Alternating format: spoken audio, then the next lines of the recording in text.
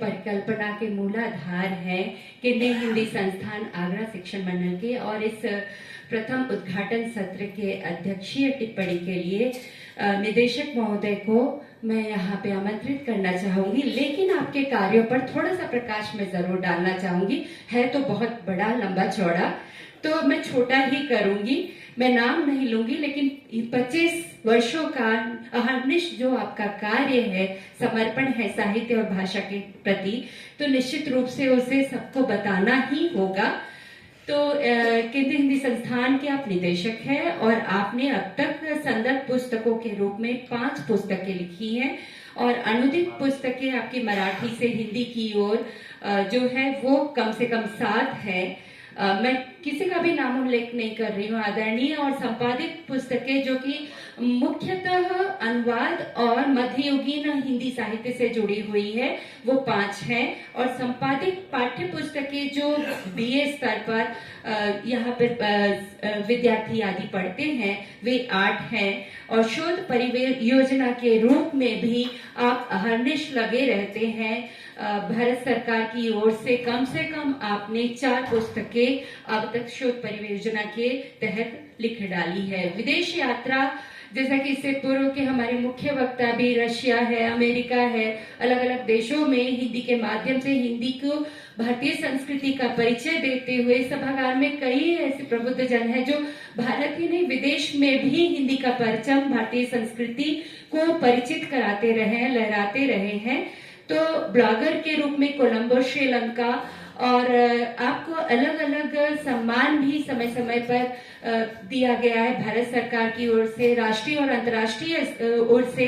तो निश्चित रूप से आपके इस लंबे चौड़े कार्य को सब आपके ही द्वारा जानेंगे। हम सब बहुत उत्सुक है कि आपके द्वारा हम आपको जाने। आभार।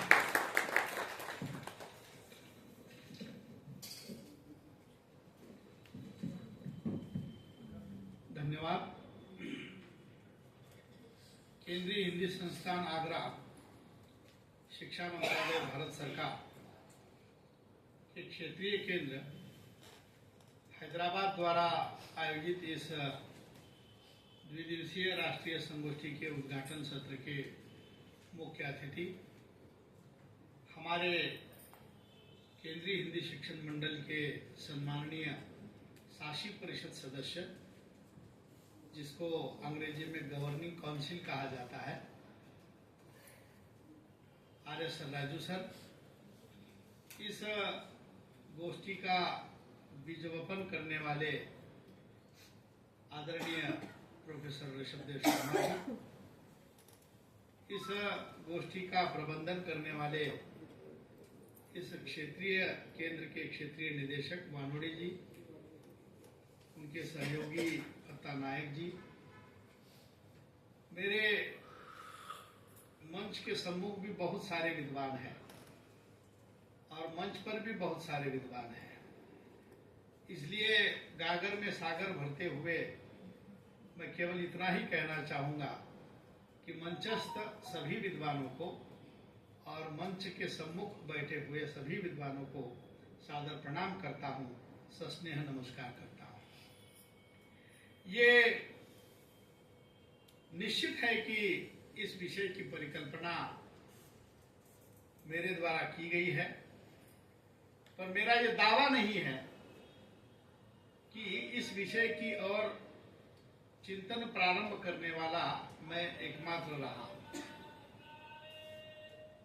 बहुत बार मैं जिस विश्वविद्यालय में पढ़ता था, वहां के एक प्रोफेसर थे जो हमेशा उनका परिचय देते समय बार बार कहते थे कि बताओ कि इसका जन्मदाता मैं हूं, बताओ इसका जन्मदाता मैं हूं। ईहवाद या लोकवाद ऐसा कुछ उनका था, लेकिन मेरा ऐसा कुछ दावा नहीं है।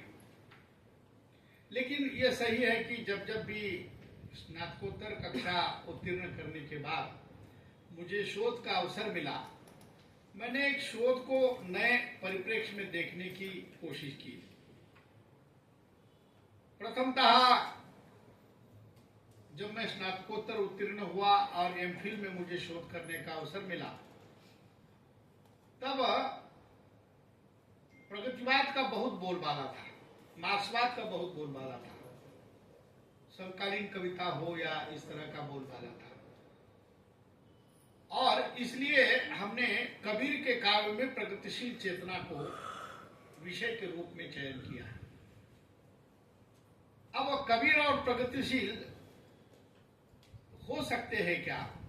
क्योंकि प्रगतिशीलता से अधिकांश विद्वान प्रगतिवाद को ही ग्रहण कर रहे थे, और प्रगतिशीलता और प्रगतिवाद में यत्किंचित भी अंतर न मानते हुए दोनों को एक सम्मिश्र अवधारणा के रूप में प्रतिपादित करते थे।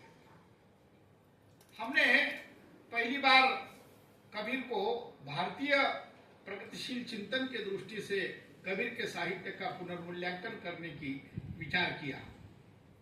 मुझे याद है कृष्णा सर यहाँ बैठे हुए हैं, शशि मुदिराज मैडम उस समय में हमारे विभाग में आई थी, और जब मुझे पूछा उन्होंने कि भाई क्या विषय है आपका, किसके मार्गदर्शन में काम करते हो, तो मैंने उनको बताया कि मैं कबीर के काव्य में प्रगतिशील चेतना पर काम करता हूँ और डॉक्टर पद्मा पाटिल जी के निर्देशन में काम करता हूँ। तो उनके स्वभाव के भाव जो है वो एकदम अस्वाभाविक हो गए कि कबीर और प्रगतिशील हो सकते हैं, ऐसा कैसा विषय चुना आपने, कबीर और प्रगतिशील। मतलब वो उसी दृष्टि से उस विषय की ओर देख रही थी जिस दृष्टि से वर्तमान की व्यवस्था जो है वो देख रही थी। और फिर मैं हताश निराश होकर हमारे गुरुवर्या के पास गया और गुरुवर्या को बताया कि उन्होंने तो ऐसा हमें कहा है, क्या करें। तो फिर उन्होंने कहा कि पहले प्रगतिशील चिंतन को आप बारीकी से पढ़ो, जब तक आप प्रगतिशीलता में और प्रगतिवाद में अंतर क्या है ये समझेंगे नहीं, तब तक आप कबीर को प्रगतिशील चिंतन के रूप में स्थापित नहीं कर पाएंगे। संयोगवश कुछ पुस्तकों का संदर्भ मुझे उस समय में मिला, रागे राघव हो, रामविलास शर्मा हो, ऐसे चिंतक रहे हैं कि जिन्होंने प्रगतिशीलता को और प्रगतिवाद को सूक्ष्म अंतर के रूप में रेखांकित करते हुए उजागर किया। दूसरी बार जब मुझे शोध का अवसर मिला यूजीसी शोध परियोजना के अंतर्गत, तब मैंने सामाजिक समरसता को केंद्र में रखकर संपूर्ण भारतीय संत साहित्य का, भक्ति साहित्य का पुनर्मूल्यांकन करने का विचार प्रस्तुत किया। अब वो दौर भी ऐसा था कि जहां विमर्शों का दौर चल रहा था और कोई भी व्यक्ति विमर्श से परे जाकर अनुसंधान करने के लिए तैयार नहीं था। कोई दलित विमर्श, कोई स्त्री विमर्श, कोई आदिवासी विमर्श, कोई किन्नर विमर्श, और उसमें भी सबसे बड़ी त्रासदी तो बाद में ये देखने को मिली कि दलित ही पढ़ेंगे, आदिवासी ही पढ़ेंगे, स्त्री है तो स्त्री पर ही काम करेगी, उससे आदिवासी का कुछ लेना देना नहीं होगा। इस तरह की एक मानसिकता लेकर सारी सभा सम्मेलनों में और गोष्ठियों में चर्चा होती थी। और ऐसे परिप्रेक्ष्य में जबकि भाषावाद जोर पर था, प्रांतवाद जोर पर था, और ऐसा लग रहा था कि ये सारे विमर्श इतनी चरमोच्च अस्मिता पर पहुंच गए हैं कि क्या ये देश की अखंडता को तो खतरा नहीं उत्पन्न कर रहे हैं। और ऐसे लिए इस परिप्रेक्ष्य में फिर हमने समरसता की अवधारणा को प्रस्तुत किया। उस समय में 1 या 2 या 3 लोगों को केंद्र में रखकर तुलना करने की परंपरा थी। मैंने बहुत साहस करके एक साथ 9 संत कवियों को लेकर उनके साहित्य की तुलनात्मक विवेचन सामाजिक समरसता की दृष्टि से किया, जिसमें तमिल से तिरुवल्लुवर थे जिनका कुरल हमने केंद्र में रखा था, कन्नड़ से बसवेश्वर थे जिनका वचन साहित्य हमने केंद्र में रखा, मलयालम से नारायण गुरु थे जिनका आत्मोपदेश सतकाम जो कृति साहित्य में अनुदित हुई थी उनको हमने केंद्र में रखा, पंजाब से गुरु नानक थे, गुजरात से अखा भगत थे, बंगाल से महाप्रभु चैतन्य प्रभु थे, असम से शंकर देव थे और हमने हिंदी में तुलसी को उसमें सम्मिलित किया था और उनकी एक एक कृति जिनका अनुवाद उपलब्ध है, क्योंकि सारी भाषा तो मैं जानता नहीं था, लेकिन जिन साहित्यिक कृतियों के अनुवाद उपलब्ध है, कुरल का अनुवाद, तब मुझे पता चला कि हमारे सानी गुरु जी ने उसका अनुवाद किया। फिर बाद में कई हिंदी विद्वानों ने भी उसका अनुवाद किया। बसवेश्वर का समग्र साहित्य, वचन साहित्य आज कई भाषाओं में आपको उपलब्ध होगा। नारायण गुरु का बहुत कम मिला था, लेकिन आत्मोपदेश सत्कार उनकी ये जो साहित्य कृति है वो मुझे मिली। आखा गीता जो गुजराती में थी, उसका भी एक गुजरात के बहुत बड़े विद्वान हैं, उन्होंने अनुवाद किया, वो मुझे प्राप्त हुआ। ऐसे एक परिप्रेक्ष्य से, परिधि से हटकर उस समय में हमने सामाजिक समरसता को केंद्र में रखकर भारतीय भक्ति साहित्य का तुलनात्मक अध्ययन प्रस्तुत किया। उसके बाद जब मैं अन्य विषयों की तरफ देख रहा था, तब तो ये नई शिक्षा नीति आई भी नहीं थी और कौशल विकास का बात भी कभी किसी के मन में विचार तक नहीं आया था। मुझे याद है कि हम जब साहित्य को नए दृष्टि से खोजने की शुरुआत करने की सोच रहे थे, तब ये कौशल विकास के दृष्टि से साहित्य का हमें पुनर्मूल्यांकन करने की आवश्यकता है, ये चीज मुझे बार बार महसूस हुई। प्रयोग के तौर पर मैंने शुरू में हमारे ही विभाग में, एक बार मैं हमारे मैनेजमेंट विभाग में गया और संतों के प्रबंधन कौशल पर मैंने भाषण दिया। खूब अच्छा लगा सबको।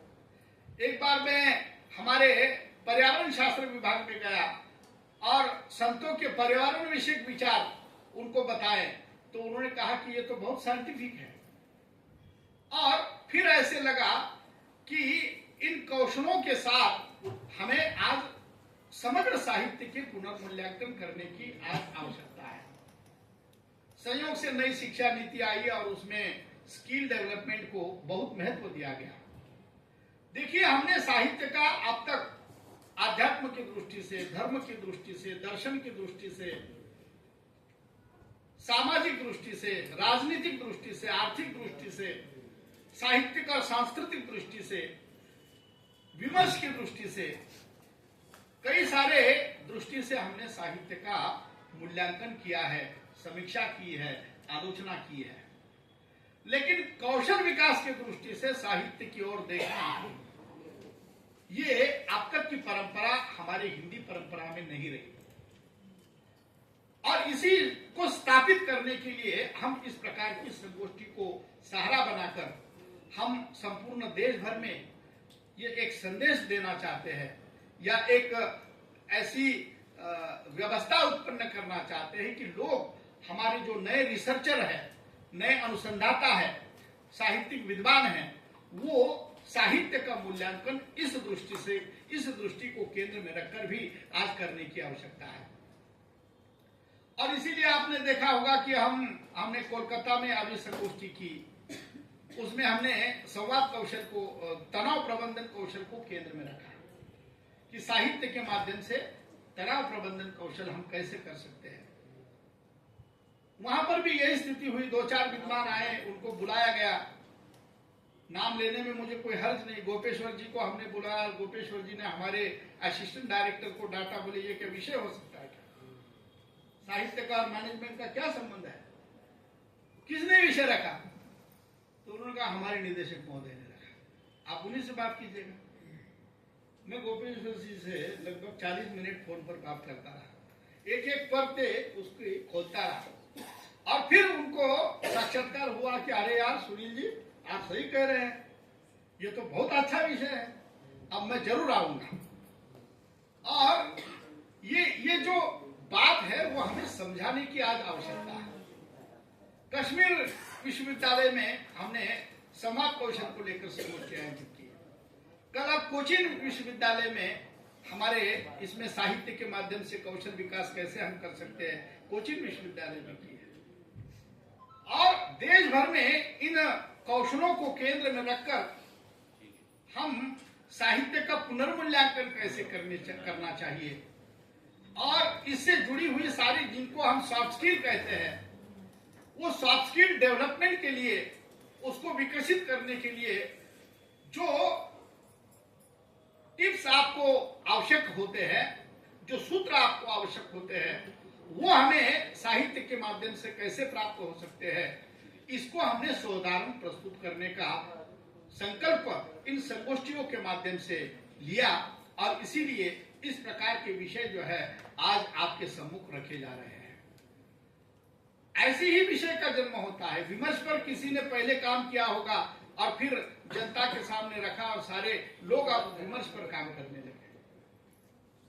और इसीलिए समरसता को मैंने केंद्र में रखा और मेरी ही अंडर लगभग 8 अनुसंधाता छात्रों ने समरसता को केंद्र में रखकर अपना अनुसंधान कार्य पूर्ण किया। आज पुस्तक रूप में बाजार में आया। तब हमने देखा कि इसकी सैद्धांतिकी उपलब्ध नहीं है, तो लगभग 150 पेजेस की सैद्धांतिकी हमने उसकी तैयार की और उसको केंद्र में रखकर फिर कुछ मराठी ग्रंथ समरसता को लेकर थे, उसके हमने अनुवाद किए, वो संदर्भ ग्रंथ के रूप में प्रकट हुए।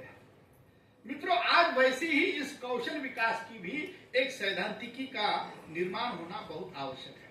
तभी जाकर नए नए अनुसंधाता छात्रों में अनुसंधान, इस विषय को केंद्र में रखकर अनुसंधान करने में एक क्लियरिटी आएगी, एक स्पष्टता आएगी। मुझे याद है कि जब मैं केंद्रीय विश्वविद्यालय हैदराबाद में साक्षात्कार के लिए आया था, भाई हिंदी जगत में जो कोई भी काम करता है उसका एक अद्वितीय सपना होता है कि मैं केंद्रीय विश्वविद्यालय हैदराबाद में चयन जिसका हो जाए। और सर राजू सर इस बात के साक्षी है, कृष्णा सर इस बात के साक्षी है कि एक स्लाइड के कारण, इस एक स्लाइड पर मुझे विषय विशेषज्ञों ने लगभग 45 मिनट मेरा साक्षात्कार लिया। मेरा स्लाइड का शीर्षक यही था कि संत साहित्य को कौशल विकास की दृष्टि से हम कैसे विवेचित कर सकते हैं, और इस पर हमने बहुत गंभीर बात की और उसी आधार पर मेरा चयन भी हुआ। दुर्भाग्यवश मैं ज्वाइन नहीं हो पाया। आज मुझे इस बात का दुख जरूर होता है, लेकिन ऐसा भी लगता है कि शायद हैदराबाद आता तो निदेशालय नहीं आता। जिसके कर्म में जो लिखा है वो हमें मिलता है। ये सही है कि आज आवश्यकता इस बात की है, नई शिक्षा नीति ने हमारे सामने हम छात्रों को स्किल डेवलपमेंट छात्रों का हम कैसे करें। आपने देखा होगा एक स्किल डेवलप करने के लिए छात्र हजारों की ट्यूशन लगाते हैं। कम्युनिकेशन स्किल हो, लीडरशिप डेवलपमेंट स्किल हो, मैनेजमेंट स्किल हो। अब उनको प्राप्त करने के लिए मैनेजमेंट वाले, बीबीएम वाले, बीबीए वाले, बीसीएम वाले सारे लोग जो है वो उस पर दौड़ पड़े हैं। और हाथ में संदर्भ के रूप में क्या है, तो पाश्चात्य विद्वानों के विचार है। हालांकि हमारे भारतीय परंपरा में ऋषि मुनियों से लेकर आज के आधुनिक साहित्यकारों में इस बात को लेकर विपुल सामग्री हमें उपलब्ध है। लेकिन संत साहित्य की ओर कहे या आधुनिक साहित्य की ओर कहे, हम उसको केवल विचार के लिए पढ़ते रहे हैं, भाषण देने के लिए पढ़ते रहे हैं, व्याख्यान देने के लिए पढ़ते रहे हैं, उस पर हम घंटों कीर्तन और प्रवचन करते रहे हैं। लेकिन संत साहित्य को या साहित्य को हमने कभी भी जीवन में क्रियान्वित करने का प्रयास नहीं किया। और यही कारण है कि अन्य विद्या शाखाओं में अनुसंधान करने के बाद जो रिजल्ट मिलते हैं वो स्पष्ट रूप से दिखाई देते हैं। साहित्य में अनुसंधान करने के बाद भी जो रिजल्ट मिलते हैं वो हमें स्पष्ट नहीं दिखाई देते हैं, क्योंकि साहित्य को हमने केवल कीर्तनों तक, प्रवचनों तक, भजनों तक और अधिकतर अधिक व्याख्यानों तक और पाठ्य पुस्तकों तक सीमित रखा। इससे परे जाकर उस साहित्य के सूत्र जो हमें तिरुवल्लुवर ने बताए हैं, तिरुवल्लुवर का पूरा कुरल आप पढ़िएगा, क्या है, जीवन की उत्कृष्ट फिलॉसफी है। कैसे संबंध होने चाहिए, कैसे आचरण करना चाहिए, आचरण करते समय किन किन चीजों का ध्यान रखना चाहिए, संवाद कैसे करना चाहिए, नेतृत्व कैसा होना चाहिए, प्रबंधन कैसे करना चाहिए, ये एक नहीं ऐसे कई सारे हजारों पुरल आपको वहां मिलेंगे कि जिनके माध्यम से अगर आप उसमें से दो चार भी आत्मसात करके जीवन में क्रियान्वित करेंगे तो आपका जीवन सार्थक हो जाएगा।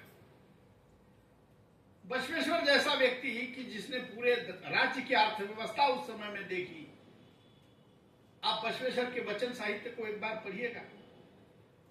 इसमें ये सारे जो मूलभूत चार कौशल की हमने बात कही है, ये चार कौशल तो उनमें मिलते ही मिलते हैं, बस हमें इस कौशल की दृष्टि से उसको पुनर्मूल्यांकित करना है।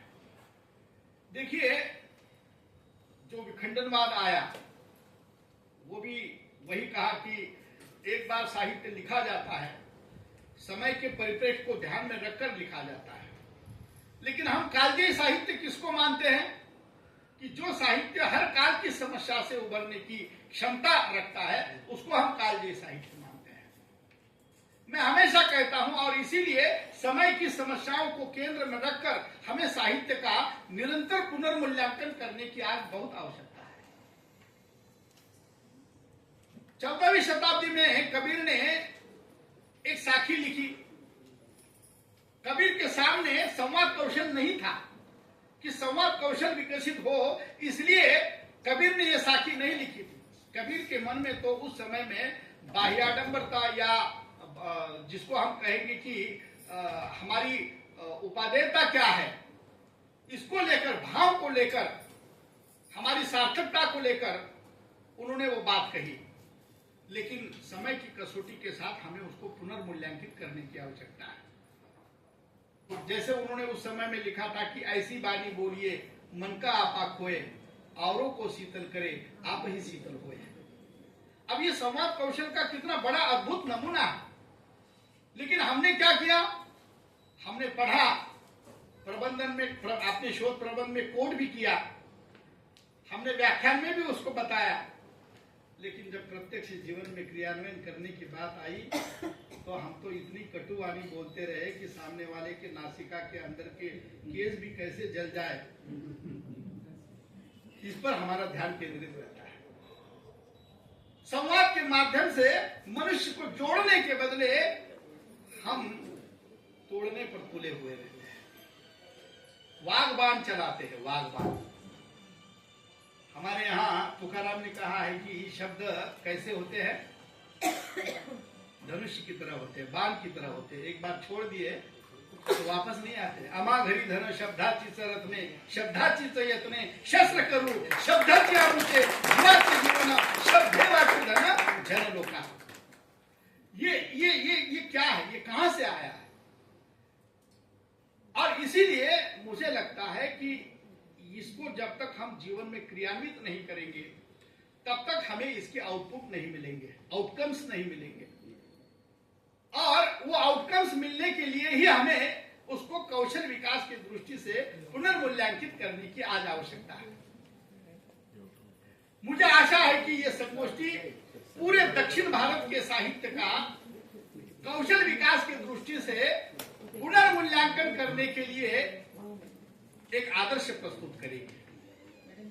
आप कल्पना कीजिएगा कि ये विषय हमने रखा और इस बहाने क्यों न हो, लेकिन दक्षिण भारत की जितनी भी मुख्य भाषाएं हैं, चाहे वो तमिल हो, तेलुगु हो, मलयालम हो, कन्नड़ हो, सबके विद्वान आज उपस्थित है और सब ने अपने अपने भाषा के अपने अपने किसी रचनाकार का कौशल विकास के दृष्टि से पुनर्मूल्यांकन करके आज अपने शोध पत्र तैयार किए हैं। और ये संगोष्ठी की सबसे बड़ी सफलता है, ये संगोष्ठी की सबसे बड़ी उपलब्धि है। संगोष्ठी को अगर हमें स्थायित्व देना है तो उसको उसमें हुए विचार विमर्श को पुस्तक रूप देना बहुत जरूरी होता है। मैं हमारे क्षेत्रीय निदेशक से अपेक्षा करूंगा कि ये कौशल विकास का एक विशेषांक जो है वो आप अपने दक्षिण समन्वय पत्रिका का निकालिए और लोगों के बीच, अनुसंधाता के बीच एक नए बीज डालने की आप कोशिश कीजिएगा। और इसीलिए कि इस प्रकार की संगोष्ठी जो है वह हम आयोजित कर रहे हैं। हमने देखा कि हमारे ज्ञानेश्वर जैसे श्रवण, वाचन, लेखन और अभिव्यक्ति ऐसे मूलभूत 4 कौशल का हमारे बीज वक्ता ऋषभदेव जी ने वर्णन किया। आप पूरा ज्ञानेश्वरी पढ़िएगा, तुकाराम की गाथा पढ़िएगा, हमारे नामदेव के अभंग पढ़िएगा, बहनाबाई जो हमारी कवयित्री बहनाबाई चौधरी विश्वविद्यालय जिनके नाम से स्थापन हुआ है, अनपढ़ थी, पाठशाला में कभी गई नहीं, लेकिन जो जीवन की फिलॉसफी उनके साहित्य में हमको देखने को मिलती है वो आज भी हमें जीवन जीने के लिए एक नई दिशा देकर जाती है, नया दृष्टिकोण देकर जाती है, अंतर्मुख होकर विचार करने के लिए परावृत्त करती है। छोटी छोटी काव्य पंक्तियों के माध्यम से उन्होंने, अब जैसे तनाव प्रबंधन की बात सरा जी ने की है, उसी तनाव प्रबंधन को बहनाबाई 3 पंक्तियों में व्यक्त करती है कि मन बढ़ाए बढ़ाए वो व्यापिका कर ढोर कि त्यागर रहा करा परिये तो पिका। अब ऐसे अनियंत्रित मन को कि जो किसी को भी नियंत्रित करने के लिए संभव नहीं हुआ है, हम मनुष्य की सफलता उसी में है। आज मित्रों, जितनी भी शारीरिक बीमारियां हम झेल रहे हैं, उन सारी शारीरिक बीमारियों के नींव में अगर क्या है तो ये स्ट्रेस है। हाई बीपी, लो बीपी, ब्लड प्रेशर, ये क्या सारी बीमारियों की जड़ क्या है? स्ट्रेस है, तनाव है। और संतों ने इसको कैसे प्रबंधित किया जा सकता है, कैसे नियंत्रित किया जा सकता है, कैसे उस पर विजय पाई जा सकती है, और उसके लिए हम भक्तों ने क्या क्या करना चाहिए, इसके उदाहरण सहित आपको उदाहरण दिए हैं। लेकिन मेरा दुर्भाग्य वही है कि हमने उसको केवल कीर्तनों तक सीमित रखा, प्रवचनों तक सीमित रखा। हमने उसका एक अंश भी हमारे जीवन में आत्मसात करने की कभी कोशिश नहीं की। और इसीलिए आपने देखा होगा कि केवल एक व्यक्ति नहीं है। हमारे रामदास स्वामी के मन के श्लोक को आप एक बार उठाइए और उसकी एक एक श्लोक को आप पढ़िए। स्ट्रेस मैनेजमेंट कैसे किया जा सकता है, मन के श्लोक पढ़ने के बाद आपको पता चलेगा। कोई डॉक्टर भी, कोई साइंटिफिक व्यक्ति भी इतनी शास्त्रीय पद्धति से मन को नियंत्रित करने के सूत्र नहीं बता पाएगा। कोई गोली, कोई दवा, कोई औषधि भी जितनी कारगर प्रभावी सिद्ध नहीं होगी, उससे कई गुना अधिक, 100 गुना अधिक मेरे रामदास स्वामी के मन के श्लोक मन को नियंत्रित करने के लिए प्रभावी और कारगर सिद्ध होते हैं। लेकिन हमने उस दृष्टि से उनका कभी मूल्यांकन ही नहीं किया है। हमारी ज्ञानेश्वरी का उदाहरण आपको बताया, श्रवण कौशल का उदाहरण ऋषभदेव जी आपको बताते हैं। ज्ञानेश्वरी क्या है? ये संवाद कौशल का अद्भुत उदाहरण है। ज्ञानेश्वरी जो है वह श्रोताओं के साथ किया हुआ संवाद है। और इसीलिए ज्ञानेश्वरी में आपको एक दूसरे के साथ संवाद करते समय किन किन चीजों का ध्यान रखना चाहिए, इससे संबंधित हजारों ओवी आपको जो है वो मिल जाएगी। हमारा रामचरितमानस उठा कर देखिएगा क्या है, उसमें आप भरत और राम का संवाद पढ़िएगा, परशुराम और लक्ष्मण का संवाद पढ़िएगा, केवट प्रसंग आप पढ़िएगा। ये सारे आपको संवाद के अद्भुत नमूने आपके सामने पेश करेंगे। सुंदरदास, कबीरदास, रविदास, ये उत्तर भारत के संत तो हमें बताते ही है, लेकिन साथ ही साथ आप अक्क महादेवी को पढ़िएगा, आप बसवेश्वर को पढ़िएगा, आप नारायण गुरु को पढ़िएगा। वो भी आपको इस प्रकार के कौशल में आपको एक नई सोच आपकी विकसित करने में उनका साहित्य जो है वो आज भी उतना ही प्रभावी सिद्ध होता है जितना कि उस समय में वो प्रभावी सिद्ध था। इसके लिए आवश्यकता है हमें एक नए दृष्टि से देखने की। बहुत बार हम किसी व्यक्ति को देखते हैं लेकिन सहज दृष्टि से देखते हैं, लेकिन जब कोई अन्य व्यक्ति उस व्यक्ति के बारे में हमें और 2-4 अधिक चीजें बताता है और पुनः हम उस व्यक्ति से मिलते हैं, देखते हैं, तो हमारी देखने की दृष्टि बदल जाती है। ऐसे ही कौशल विकास की दृष्टि से जब आप देखेंगे, पढ़ेंगे, या जितने भी सॉफ्ट स्किल है उन सॉफ्ट स्किल की दृष्टि से अगर हम साहित्य का पुनर्मूल्यांकन करेंगे तो आपको उसके भीतर की गहराई की परतें जो है वो धीरे धीरे खोलने में आपको मदद होगी। जिस संवाद कौशल की बात मैं कर रहा था, हमारे नाटक पढ़िएगा, नाटक की जान, नाटक की शान, नाटक का प्राण संवाद होते हैं। एक संवाद के माध्यम से पूरा नाटक जो है वो हमको एक अद्भुत सीख देकर जाता है। मुझे याद है कृष्णा जी, हम स्वदेश दीपक का कोर्ट मार्शल पढ़ते थे, उसमें एक संवाद है कि सत्य केवल उतना ही नहीं होता जितना आपको दिखाई देता है। अक्सर सत्य का एक कोना आप देखते हो और उसी को पूरा सत्य मानने की गलती कर बैठते हो। बहुत बार आंखों देखी बात भी सत्य नहीं होती। अब इस संवाद को मैं जीता रहा हूं और देखता रहा। हम जैसे ही हमारे सत्य देखने को मिलता है, हमें तो पहले तो हमारे मन में निगेटिव ही भाव आता है ना। कोई छोरा छोरी गले में हाथ डाले बाहे डाले घूम रही है तो पहले तो हमारे मन में यही भाव आता है कि कौन होंगे। कभी हमारे मन में सकारात्मक भाव नहीं आता कि कुछ दोस्त भी होंगे, कुछ अलग प्रकार के रिश्ते भी हो सकते हैं, भाई बहन भी हो सकते हैं, लेकिन नहीं, पहले मन में विचार आएगा कि कुछ तो संस्कार गलत हुए हैं। तो ये जो देखने की दृष्टि है, वो देखने की दृष्टि, अब देखिएगा, एक कर्फ्यू नाटक हमने पढ़ा था, उसमें एक संवाद था कि घर की आग बड़ी सयानी होती है, हमेशा बहू को ही लगती है, बेटी को कभी नहीं। या एक संवाद मेरे उस समय में पढ़े हुए हमारे डॉक्टर माधव सोनटक्के जी हमको नाटक पढ़ाते थे, और वो जिस अदा में, जिस अदाकारी में संवाद को बोलते थे, वो हृदय की गहराई में चला जाता था। उसी एक नाटक का संवाद था कि छोटे लोग जब विरोध करते हैं तो उसे विद्रोह कहा जाता है, और बड़े लोग जब विरोध करते हैं तो उसे विद्रोह नहीं, क्रांति कहा जाता है। मतलब छोटे लोग जब विरोध करते हैं तो उसे विद्रोह कहा जाता है, जो उन्हें पहुंचा देता है फांसी के तख्त तक, और बड़े लोग जब विरोध करते हैं तो उसे विरोध नहीं, क्रांति कहा जाता है, जो उन्हें पहुंचा देता है सत्ता के तख्त तक। और ऐसे एक नहीं, दो नहीं, आपको ऐसे हजारों, सैकड़ों, लाखों उदाहरण आपको साहित्य में मिलेंगे।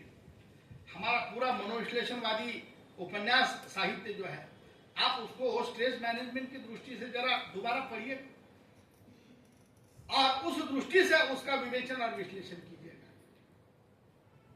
साहित्य का दायित्व यही है कि हम समय के परिप्रेक्ष्य में साहित्य को पुनर्मूल्यांकित करें, और ऐसा करने में इस प्रकार की संगोष्ठियां अपनी अहम भूमिका देती रही है, अहम भूमिका निभाती रही है। हमने भी इसी उद्देश्य से इस संगोष्ठी का आयोजन किया है कि हम भी ये चाहते हैं कि लोग एक नई दृष्टि से साहित्य की ओर, उसका मूल्यांकन करने की ओर बढ़े। ये अध्यक्षीय समापन है, इसलिए समय की मर्यादा का भी मुझे पूरा ध्यान रखना आवश्यक है, अन्यथा इस विषय पर मैं घंटों बोल भी सकता हूँ, लेकिन अन्य सत्र में भी मैं अपने बात को समय समय पर आपको सुनने के बाद, और मैं इस संगोष्ठी में पूर्णकालिक रहने वाला, क्योंकि मैंने कई बार देखा कि हम लोगों ने अब संगोष्ठियों को टूरिज्म बना दिया है।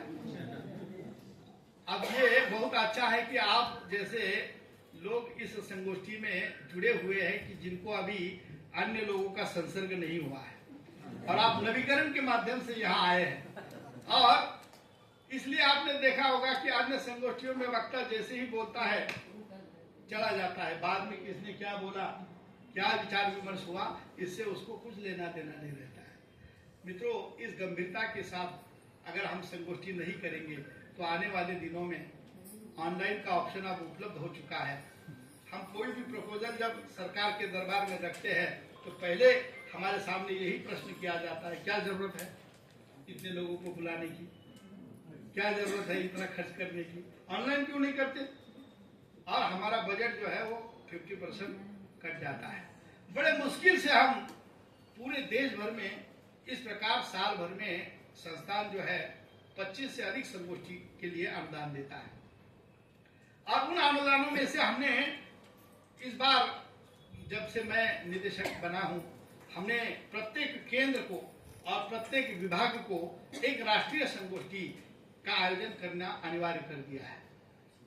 अब वो हमने उस 25 संगोष्ठी में नहीं रखा है और इसका बजट भी हमने बढ़ा कर दिया है। उस संगोष्ठी में तो हम केवल 1 लाख रुपए देते हैं, लेकिन इस संगोष्ठी को हमने लगभग 5-5.5 लाख तक का समय सीमा जो है आर्थिक सीमा उसको बढ़ा कर दिया। और आज जैसे क्षेत्रीय केंद्र की होगी, कल गुवाहाटी केंद्र की होंगी, शिलांग केंद्र की होंगी, हमारे मैसूर केंद्र की होंगी, और ऐसे सारे संगोष्ठियों में यही कौशल विकास को केंद्र में रखकर ही हम साहित्य का पुनर्मूल्यांकन करने की बात कर रहे हैं। लेकिन ये सही है कि जहां संगोष्ठी आयोजित होंगी वहां के प्रादेशिक साहित्य को भी हम केंद्र में रखेंगे। ये संगोष्ठी जो कि दक्षिण भाग में आयोजित हो रही है और इसलिए इसमें दक्षिण भारत के साहित्य को हमने केंद्र में रखा है। हमारा अहमदाबाद केंद्र जब आयोजित करेगा तब पश्चिम भारत के साहित्य को केंद्र में रखेंगे। हमारा गुवाहाटी और शिलांग केंद्र आयोजित करेगा तब पूर्वोत्तर के साहित्य को हम केंद्र में रखेंगे। और हमारा दिल्ली केंद्र जब आयोजित करेगा तब नॉर्थ ईस्ट के साहित्य को, नॉर्थ भारत के हम साहित्य को उसमें हम उत्तर भारत के साहित्य को हम केंद्र में रखेंगे। तो आपके सहयोग से ये एक प्रयास हम कर रहे हैं। प्रयास को सफलता तभी मिलती है कि जब कारवा बढ़ जाता है, अन्यथा हमारी अवस्था उस चिड़िया की तरह न हो जाए कि एक चिड़िया को देखा गया कि वो आग लगी थी और वो बुझाने के लिए जा रही थी। फिर लोगों ने उस पर हंसना शुरू किया कि तुम्हारी चोंच कितनी, मिट्टी कितनी, कब ये आग बुझेगी, कब तुम्हारे सफलता मिलेगी। ऐसा कहने के बाद भी चिड़िया ने हार नहीं मानी और उसको एक ही जवाब दिया कि आग बुझेगी कि नहीं मुझे पता नहीं, लेकिन ये सही है कि कल जब इतिहास लिखा जाएगा तो मेरा नाम आग लगाने वालों में नहीं। हम भी यही प्रयास कर रहे हैं कि कम से कम हम एक नई दिशा देने की कोशिश कर रहे हैं। लेना नहीं लेना ये हर एक व्यक्ति की बात होती है, वैचारिक भिन्नता भी हो सकती है। ये जरूरी नहीं कि मैं जो विचार प्रतिपादित कर रहा हूँ कृष्णा जी उससे 100% सहमत हो।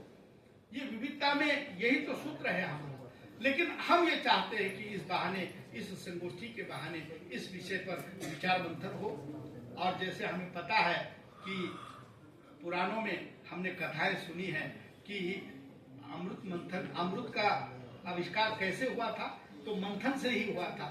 और उस मंथन में केवल अमृत ही निकला नहीं था, तो अमृत के साथ अन्य अन्य चीजें और पदार्थ भी निकले थे। लेकिन अमृत को ही हम सहज कर रखे, बाकी सारी चीजों को उड़ा दिए। वैसे मैं भी आपको कहता हूँ कि यहाँ चर्चाएं होंगी, पक्ष विपक्ष दोनों भी अपने मत रखेंगे और इसीलिए ये मंच उपलब्ध करवा कर दिया है। मैंने राजू सर साक्षी है कि 2011 में सामाजिक समरसता पर संगोष्ठी आयोजित की थी और उसमें गांधीवादी, मार्क्सवादी, अम्बेडकरवादी सब लोगों को बुलाया था। जितनी भी विचारधाराएं हैं, जितने भी अलग अलग विचार हैं, महाराष्ट्र में समरसता को लेकर रोंगटे खड़े हो जाते हैं। जैसे ही यह शब्द सुना जाता है उसका संबंध संघ परिवार से जोड़ दिया जाता है और कहा जाता है कि ये तो हिंदुत्व का नारा है। हमने सप्रमाण उसको सिद्ध किया गया कि संघ का जन्म तो कब हुआ है, लेकिन समरसता मेरे ज्ञानेश्वर में है, मेरे तुकाराम में है, मेरे वेदों में है, मेरे उपनिषदों में है, वहां मेरे पुराणों में है। तब से लेकर ये विचार प्रस्तुत होता रहा है और विचार किसी की भी बपोती नहीं हो सकता। विचार किसी की बपोती नहीं है। मैं नहीं मानता हूं कि कौशल विकास का विचार मैंने प्रसिद्ध किया, प्रकाशित किया, लेकिन वो मेरा कोई पेटेंट नहीं है, मेरी अब बपोती नहीं है। उल्टा मैं चाहता हूं कि मेरे साथ और भी लोग इस यज्ञ में जुड़े और नए जमाने को, नए छात्रों को, साहित्य को इस दृष्टि से अगर आप पढ़ाएंगे तो उनमें रोचकता उत्पन्न हो जाएगी, उनका दृष्टिकोण बदल जाएगा। इतना ही मैं यहाँ कहना चाहता हूँ। और आप सब लोगों ने जिस प्रेम के साथ, जिस उत्साह के साथ इस संगोष्ठी में सहभागिता दर्ज की, उसके लिए एक निदेशक होने के नाते आपके प्रति आभार व्यक्त करता हूँ। धन्यवाद। जय हिंद।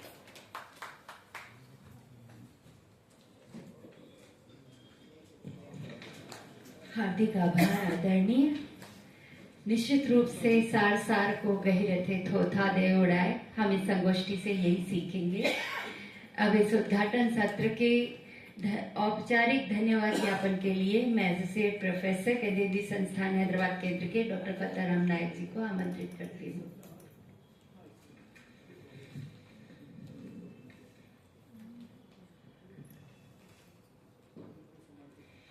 सर्वप्रथम सरोवरों में विराजमान कमलों की शोधा माँ शारदे को मेरा नमन। सभागार में उपस्थित सभी विद्वजनों को मैं नमन करता हूँ, प्रणाम करता हूँ। केंद्रीय हिंदी संस्थान हैदराबाद केंद्र द्वारा आयोजित 2 दिवसीय राष्ट्रीय संगोष्ठी की अध्यक्षता कर रहे प्रोफेसर सुनील बाबूराव कुलकर्णी सर, निदेशक केंद्रीय हिंदी संस्थान आगरा व केंद्रीय हिंदी निदेशालय भारत सरकार। सर, आपका स्नेह और आशीर्वाद हमें लगातार मिलता रहता है। जब जब भी हम आपको याद करते हैं, आप आभासी मंच के माध्यम से हमारे बीच लगातार जुड़ते रहते हैं। लेकिन आज हमारा ये परम सौभाग्य है कि आप हमारे विशेष आग्रह पर हमारे बीच पधारे और आपने हमें साहित्य को देखने की, उसको समझने की नवीन दृष्टि प्रदान की। सर, आपका बहुत बहुत आभार, धन्यवाद। सर, मैं संस्थान में आप ही के द्वारा लगाया गया वो पौधा हूँ जो आपके सानिध्य, कुशल नेतृत्व के माध्यम से आगे बढ़ने की, फलने फूलने की कोशिश करता रहता है, जिनका आशीर्वाद निरंतर आपके ऊपर बना रहता है। सर, पुनः आपका हार्दिक स्वागत, अभिनंदन और धन्यवाद। मैं आभार व्यक्त करना चाहूंगा हमारे मुख्य अतिथि प्रोफेसर R.S. सराजू जी, पूर्व समकुलपति हैदराबाद विश्वविद्यालय। सर, आप भी, हम जब जब आपको याद करते हैं, आप इस संस्थान के माध्यम से हमारे बीच लगातार आते रहते हैं, जुड़ते रहते हैं। हमारे कई नवीकरण पाठ्यक्रमों के आप साक्षी रहे हैं और आपने यहाँ हमारे बीच पधार कर तनाव प्रबंधन के ऊपर विशेष रूप से अपनी बात रखी। पुनः सर, आपका भी हार्दिक आभार, धन्यवाद। मैं आभार व्यक्त करना चाहूंगा उद्घाटन सत्र के बीज वक्ता प्रोफेसर ऋषभ देव शर्मा जी। सर, आप लगातार हिंदी संस्थान से जुड़े हुए और जब भी हमें साहित्य के बारे में जो भी कुशल मार्गदर्शन, हम आपका लगातार हमें कुशल मार्गदर्शन मिलता रहता है। इस संगोष्ठी के द्वारा भी, इसके आयोजन से संबंधित भी आपका कुशल मार्गदर्शन हमें लगातार मिला, प्राप्त हुआ। सर, आपका बहुत बहुत आभार, बहुत बहुत धन्यवाद। मैं आभार व्यक्त करना चाहूंगा प्रोफेसर गंगाधर वानवड़े जी, हमारे क्षेत्रीय निदेशक ऊर्जावान, जो कि ऐसे आयोजनों के लिए जाने जाते हैं और आपके कुशल नेतृत्व और मार्गदर्शन के द्वारा ही हम इस प्रकार का आयोजन कर पा रहे हैं। पुनः सर, आपका आभार और धन्यवाद। धन्यवाद आज की कुशल संचालिका डॉक्टर सुषमा जी का भी, जिन्होंने इतना कुशल संचालन किया। साथ ही मैं आभार व्यक्त करूंगा दक्षिण भारत के विभिन्न राज्यों से पधारे साहित्यकार, शिक्षाविद, विभिन्न विश्वविद्यालयों से पधारे हुए आचार्यगण, शोधार्थी गण, आप सभी का बहुत बहुत आभार, बहुत बहुत धन्यवाद। साथ ही कोल्हापुर से पधारे हुए हमारे अध्यापक प्रतिभागी गण, जिन्होंने इतनी रंगीन प्रस्तुतियां भी दी, पुनः आपका बहुत बहुत आभार। इस संस्थान के सभी प्रशासनिक जो अधिकारी गण हैं, जो लगातार इस आयोजन में हमारा साथ दे रहे हैं, और साथ ही एक बार पुनः सभागार में उपस्थित सभी विद्वजनों को प्रणाम करते हुए आप सभी का हार्दिक आभार व्यक्त करता हूँ। बहुत बहुत धन्यवाद, बहुत बहुत आभार। आप सभी जलपान के लिए आमंत्रित हैं।